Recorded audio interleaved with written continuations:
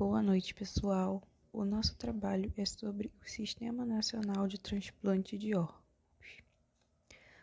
O que é o Sistema Nacional de Transplante de Órgãos? É um sistema que atua como um serviço federal responsável pela coordenação de todo o processo de captação e distribuição dos órgãos doados em todo o território brasileiro. É um sistema que ajuda a construir uma assistência à saúde mais ética, pois está disponível e acessível a toda a população por meio do Sistema Único de Saúde, o SUS, que é o detentor do maior programa público de transplantes do mundo e é responsável por financiar cerca de 95% dos transplantes no país. Ele é um sistema composto pelo Ministério da Saúde, que é o órgão responsável por coordenar o Sistema Nacional de Transplantes em um nível federal.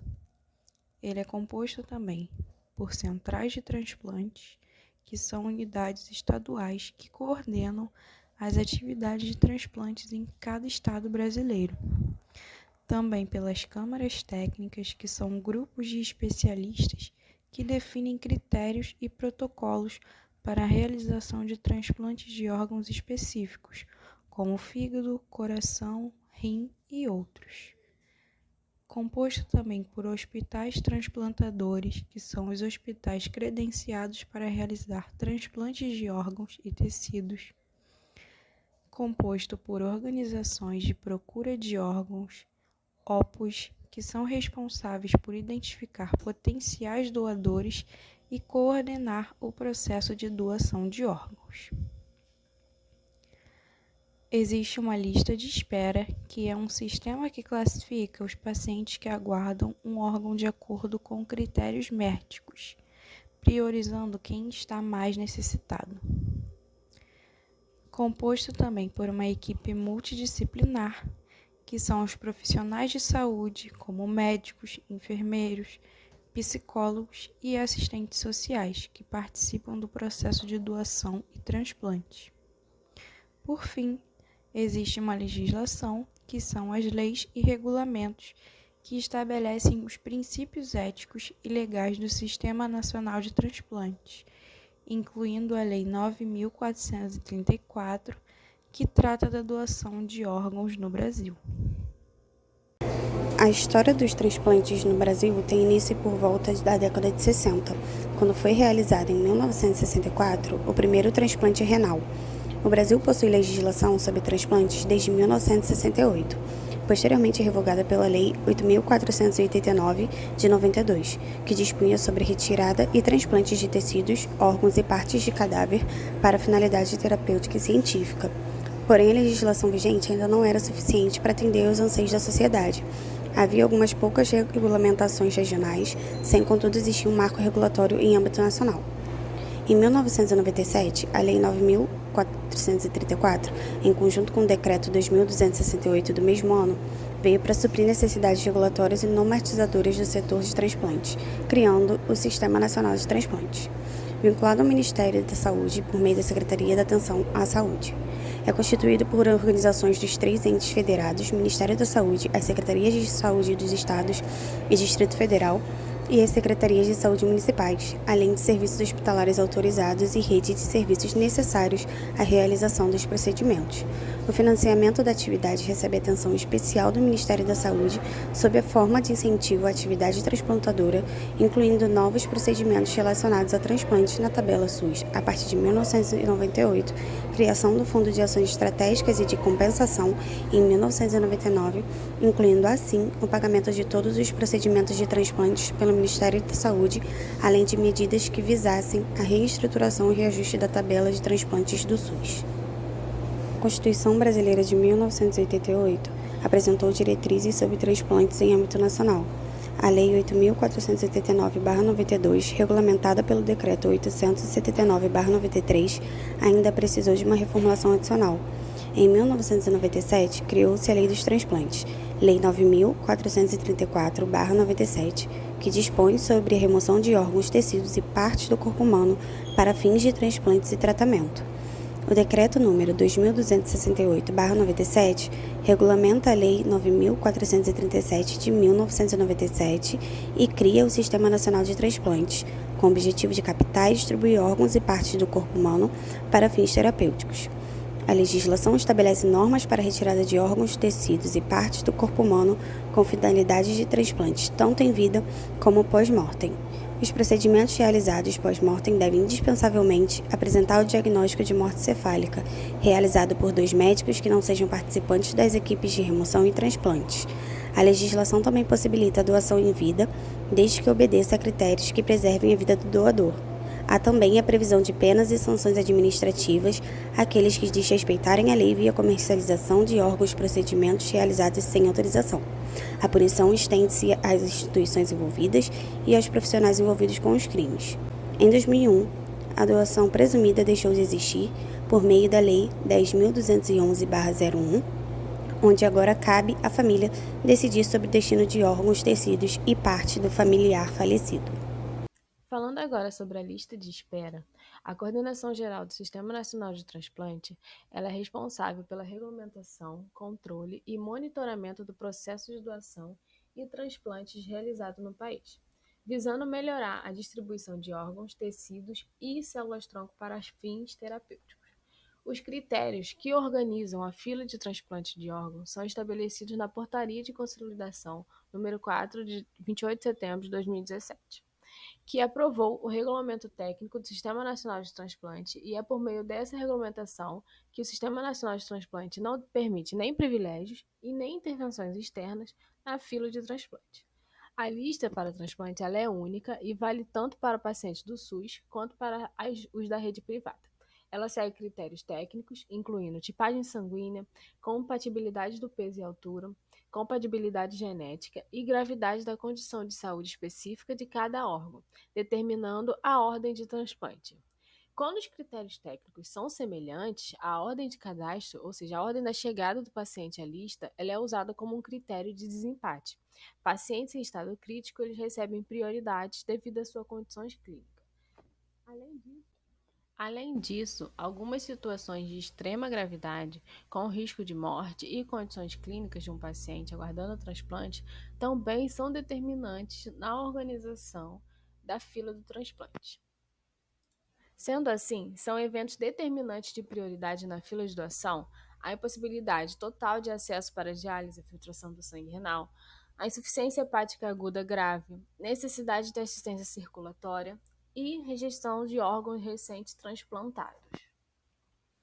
E como funciona o sistema de captação de órgãos? Primeiro ocorre a identificação do doador. Uma pessoa é identificada como um doador de órgãos ou tecidos. Logo depois ocorre uma avaliação clínica. É realizada a avaliação da adequação do órgão ou do tipo de tecido para doação. Também são realizados testes de compatibilidade entre o doador e os possíveis receptores. Logo depois ocorre a notificação à central de captação. A Central de Notificação, Captação e Distribuição de Órgãos é uma entidade responsável por coordenar a captação e distribuição de órgãos e tecidos no Brasil. Ela é notificada sobre a disponibilidade do órgão ou tecido e inicia o processo de busca por receptores adequados. Logo depois, tem a alocação de órgãos. Com base em critérios médicos de compatibilidade e na gravidade da condição dos pacientes em lista de espera, a Central de Notificação, Captação e Distribuição de Órgãos aloca um órgão para um receptor adequado. Após isso, vem o transporte e o transplante. Os órgãos são transportados de forma rápida e segura para o hospital, onde o receptor está localizado. O transplante é então realizado no receptor e a equipe médica monitora de perto o processo pós-transplante. Logo depois tem um acompanhamento e registro. Após o transplante, tanto o doador, neste caso o doador vivo, quanto o receptor são monitorados para garantir que o órgão seja bem aceito e que não ocorra complicações. Falando agora dos aspectos legais na captação de órgãos, a parte legal da captação de órgãos ela é fundamental para garantir que todo o processo seja realizado de forma ética, transparente e em conformidade com a legislação. Primeiro, nós precisamos do consentimento. A legislação ela estabelece que a doação de órgãos e tecidos só pode ocorrer com o consentimento explícito do doador ou, em caso de falecimento, com autorização de seus familiares. Quando ocorre morte encefálica, quando constatado, a morte encefálica, que é irreversível, o óbito é declarado e nessa situação os órgãos e tecidos eles podem ser doados para o transplante, mas apenas após o consentimento familiar. Logo depois, temos o registro e documentação. A documentação legal ela é detalhada e necessária para registrar o consentimento do doador ou da família, bem como para rastrear a alocação de órgãos e os procedimentos cirúrgicos. Já na parte de distribuição e alocação de órgãos, a legislação ela pode estabelecer diretrizes claras para a distribuição e alocação de órgãos, com base em critérios médicos de compatibilidade e na urgência da situação do receptor. Isso garante que a alocação ela seja justa. Na parte de confidencialidade, a legislação ela protege a confidencialidade das informações relacionadas ao doador e ao receptor, garantindo a privacidade das partes envolvidas. O transporte e a logística garantem a segurança e a eficácia da transferência do doador para o receptor. Envolve equipe médica especializada, acondicionamento adequado, transporte rápido e seguro, comunicação efetiva, documentação detalhada e prioridade de tráfego quando necessário.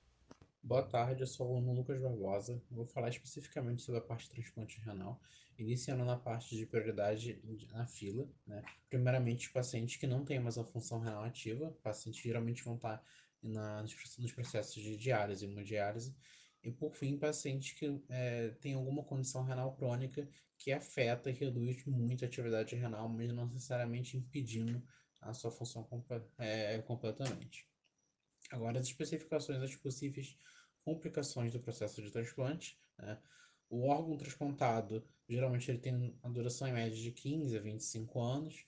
O tratamento é feito com imunossupressores. Basicamente, todo transplante de órgão vai passar por imunossupressor até o fim da vida do paciente ou até a fim da vida útil do órgão do paciente. O paciente deve evitar transfusões sanguíneas a fim de evitar uma reação com anticorpos estranhos do sangue do doador.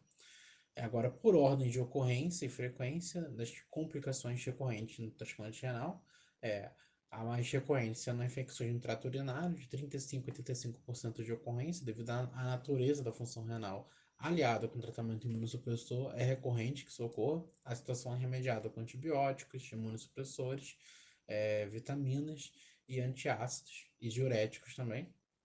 Síndrome metabólicas, podendo ter uma hiperglicemia, diabetes mellitus, e a disfunção do enxerto, que é recorrente, e também em outros tipos de transplantes de órgãos. Agora, falando sobre levantamentos governamentais sobre os dados brutos em relação às complicações renais no país e o volume de doações renais no país, né? Atualmente, o Brasil ocupa a terceira posição mundial com o doador de rins. De todos os transplantes de órgãos que são feitos anualmente no país, 70% são representados por transplantes renais. 90% dos transplantes renais nacionais têm financiamento ou envolvimento do SUS. O governo ele dedica anualmente 406 milhões de reais para ser dedicado ao tratamento de pacientes renais crônicos, né, em pacientes hemodiálise ou diálise. Desses 406 milhões, 92% são dedicados aos pacientes de hemodiálise, e a gente vê nos últimos levantamentos que, apesar da gente ter essa dado bem privilegiado em relação à doação de rins, a gente tem um aumento progressivo de pacientes em hemodiálise crônica no país.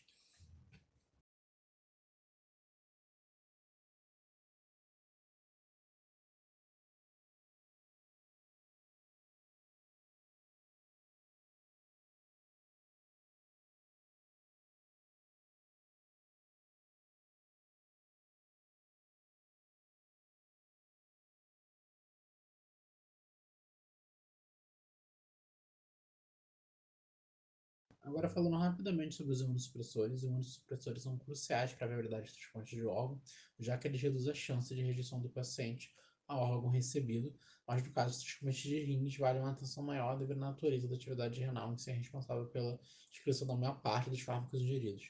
Então, no correr da pesquisa para esse seminário, eu li repetidamente que o aumento de fármacos imunossupressores no mercado é associado ao aumento da vida útil e o sucesso dos transplantes renais, já que é um auxílio farmacológico abundante permite a seleção prévia dos melhores candidatos medicamentosos para o paciente, e caso ocorra alguma reação adversa àqueles fármacos selecionados no curto ou longo prazo, a equipe médica responsável pode optar por outras medicações potencialmente menos lesivas ao paciente, aumentando assim a vida útil do órgão doado.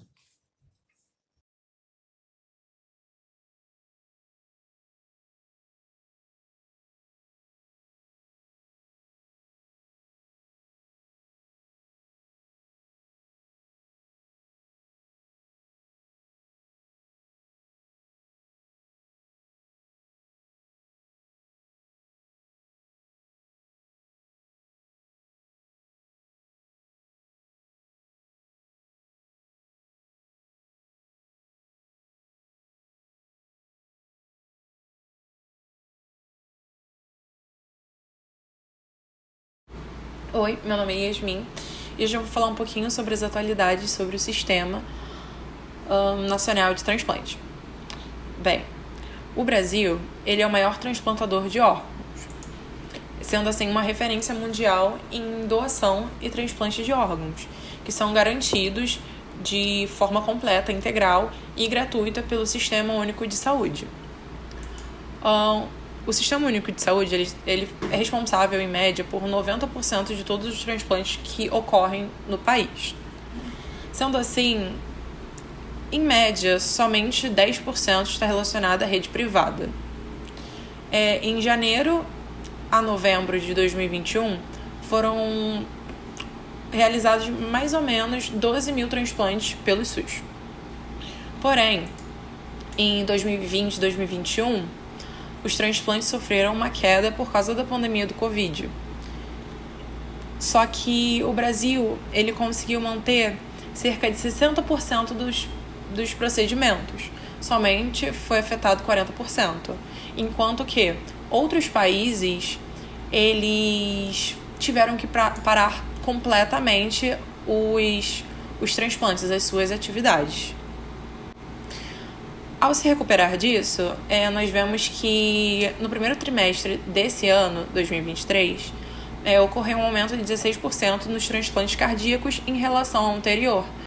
Bem, mês passado, o Sistema Nacional de Transplante ele ficou muito falado, ganhou muita visibilidade por causa do caso do Faustão. O Faustão ele tinha insuficiência cardíaca, ele estava fazendo tratamento desde o dia 5 de agosto para insuficiência cardíaca. Ele já estava em diálise, precisava de medicamento para ajudar no bombeamento do coração, e ele entrou para a lista, para a lista de transplante. E no dia 27 de agosto ele ganhou um transplante de coração. E depois disso foi muito bem visto, deu uma visibilidade muito grande. E além disso, tanto o Faustão quanto a sua família está vindo às redes sociais para mostrar a importância de ser doador. E tanto que seu filho também está querendo mudar a lei para que mais pessoas possam doar. E além dele, nós também temos o caso da Drica Moraes, que é uma atriz famosa que em 2010 ela foi diagnosticada com leucemia mieloide aguda. E ela recebeu um transplante de medula óssea. E no mesmo ano que ela recebeu, ela conseguiu superar a doença.